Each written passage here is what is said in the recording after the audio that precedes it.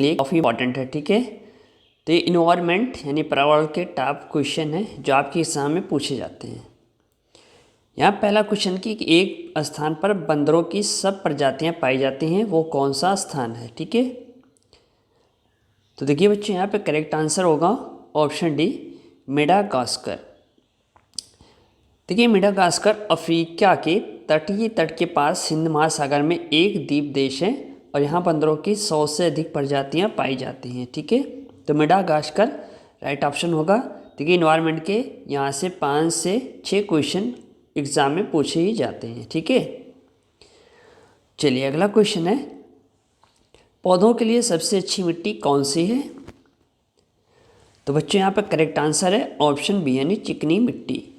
देखिए चिकनी मिट्टी साधारण मिट्टी, बलुई मिट्टी और रेत का मिश्रण होती है जो पौधों के लिए बहुत ही अच्छी है, ठीक है। इंपॉर्टेंट क्वेश्चन है, इसके अलावा किसी को आंसर मालूम होगा तो कमेंट बॉक्स में हमें कमेंट करना। देखिए आपके यूपी पीसीएस के एग्ज़ाम के लिए और आरओ के लिए काफ़ी इंपॉर्टेंट है, तो कंटिन्यू तैयारी जारी करिए। चलिए अगला क्वेश्चन है, निम्नलिखित में से कौन सी पृथ्वी के वातावरण में पाए जाने वाली ग्रीन हाउस गैस नहीं है। देखिए यहाँ पे नहीं शब्द लगा है, ठीक है। तो बच्चों यहाँ पे राइट ऑप्शन होगा ऑप्शन डी, नाइट्रोजन ऑक्साइड। देखिए प्रमुख ग्रीन हाउस गैस जलवाष्प, carbon dioxide, methane, nitrous oxide और ओजोन है। नाइट्रोजन ऑक्साइड प्रत्यक्ष रूप से ग्रीन हाउस गैस नहीं है, लेकिन ओजोन के नरमन में ये सहायता करती है, ठीक है। तो ऑप्शन डी यहाँ पे करेक्ट आंसर है। चलिए अगला प्रश्न है, उमियाम झील या बारापानी झील किस प्रदेश में है। तो बच्चों यहाँ पे करेक्ट आंसर होगा ऑप्शन बी यानी मेघालय। देखिए उमियाम झील मेघालय की राजधानी शिलांग से 15 किलोमीटर उत्तर में स्थित एक झील है।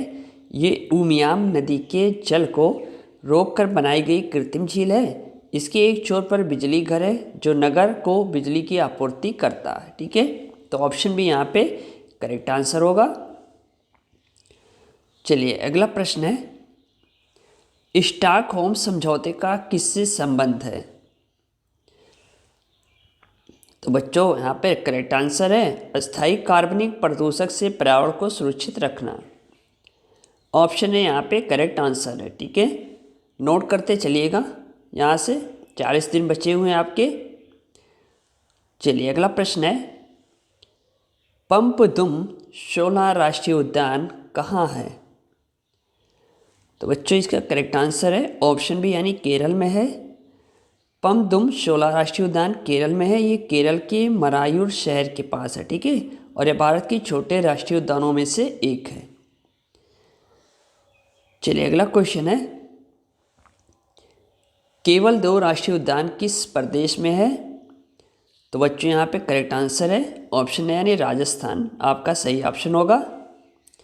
देखिए केवल 2 राष्ट्रीय उद्यान राजस्थान में, ये भरतपुर अभयारण्य के नाम से जाना जाता है। इसमें हजारों की संख्या में दुर्लभ विलुप्त प्रजाति के पक्षी जाते हैं, जैसे साइबेरिया से सारस, जहाँ सर्दियों के मौसम में आते हैं। यहाँ 230 से अधिक प्रजाति के पंछी पाए जाते हैं, ठीक है।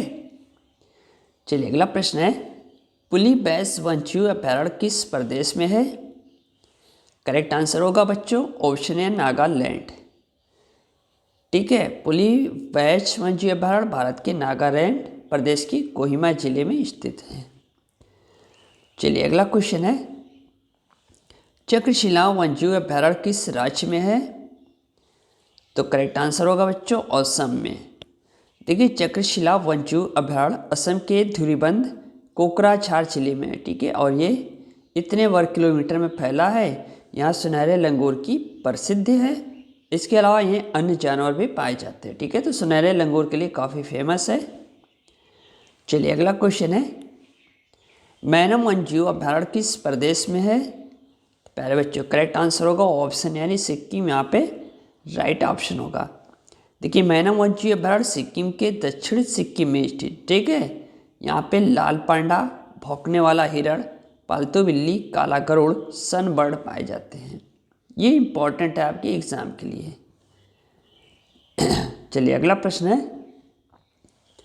कालेसर राष्ट्रीय उद्यान किस प्रदेश में है। करेक्ट आंसर होगा बच्चों ऑप्शन है हरियाणा। देखिए कालेसर राष्ट्रीय उद्यान हरियाणा के यमुनानगर जिले में है। ये 13,000 एकड़ के क्षेत्रफल में फैला हुआ है। यहाँ तेंदुए, जंगली बिल्ली, भारतीय सियार, चीतल, सांबर बहुतायत में पाए जाते हैं। ठीक है, चलिए अगला प्रश्न है, डालमा राष्ट्रीय उद्यान किस प्रदेश में है? करेक्ट आंसर होगा बच्चों ऑप्शन बी यानी झारखंड। देखिए डालमा राष्ट्रीय उद्यान झारखंड में है। ये झारखंड के जमशेदपुर जिले में है और इसका क्षेत्रफल 195 वर्ग किलोमीटर है। यहाँ हाथी, भौंकने वाले हिरन और ऐनी जानवर बहुतायत में पाए जाते हैं। इसके अलावा पंछियों की भी अनेक यहाँ पे प्रजाति पाई जाती है। ठीक है, और ये झारखंड का प्रमुख राष्ट्रीय उद्यान है। इसे देखने का सबसे उपयुक्त समय अक्टूबर से जून तक माना गया है। चलिए अगला क्वेश्चन है, कर्तनीय घाट वन्यजीव अभयारण्य किस प्रदेश में है? करेक्ट आंसर होगा ऑप्शन ए उत्तर प्रदेश। ठीक है, यहाँ पे आपको घड़ियाल, गैंडा, गंगा की डॉल्फिन मिलेगी। चलिए अगला क्वेश्चन है, शहीद चंद्रशेखर आजाद पक्षी अभयारण्य कहाँ पे है? करेक्ट आंसर है ऑप्शन है उत्तर प्रदेश। ठीक है, कहाँ पे है? उन्नाव जिले में। चलिए नेक्स्ट क्वेश्चन है, इंद्र किला राष्ट्रीय उद्यान किस प्रदेश में है? करेक्ट आंसर होगा ऑप्शन है हिमाचल प्रदेश। ठीक है, इसकी स्थापना हुई थी 2010 में। डेट काफ़ी इंपॉर्टेंट है। चलिए नेक्स्ट क्वेश्चन है, कुंभलगढ़ राष्ट्रीय उद्यान राजस्थान के किस जिले में स्थित है? करेक्ट आंसर है ऑप्शन है यानी राजसमंद। ठीक है, राजसमंद में यहाँ पे आपको मिलेंगे भेड़िए, तेंदुए, आलसी भालू, लकड़बग्गा, हिरण, जंगली बिल्ली, सांबर, चौसिंगा, नीलगाय। ठीक है, चलिए अगला क्वेश्चन है, आमचांग राष्ट्रीय उद्यान किस प्रदेश में है? तो करेक्ट आंसर होगा ऑप्शन डी असम। यहाँ पे राइट ऑप्शन है। चलिए अगला क्वेश्चन है, जैसोर सुस्त भालू अभयारण्य किस प्रदेश में है? तो यह आपको मिलेंगे गुजरात में। ठीक है, गुजरात के कहाँ? बनासकांठा जिले में। जिले के नाम भी पूछता है तो काफ़ी इंपॉर्टेंट है, नोट कर लो मेरे भाई। ठीक है, जल्दी से इसको नोट कर लो। चलिए अगला क्वेश्चन है, हाथी परियोजना कब शुरू हुई थी? तो करेक्ट आंसर होगा ऑप्शन बी 1992 में। देखिए हाथी परियोजना भारत सरकार ने 1992 में शुरू की और इसका उद्देश्य हाथियों की सुरक्षा, हाथियों की जनसंख्या बढ़ाना। क्वेश्चन नंबर 20, पीने के पानी में क्या मिलने से ब्लैक फुट बीमारी होती है? करेक्ट आंसर है ऑप्शन बी आर्सेनिक। देखिए पीने के पानी में आर्सेनिक की मात्रा मिलने पर ब्लैक फुट बीमारी हो जाती है। ठीक है, और इसे आर्सेनिकोसिस कहते हैं। कैडमियम के जहर से इताई बीमारी होती है।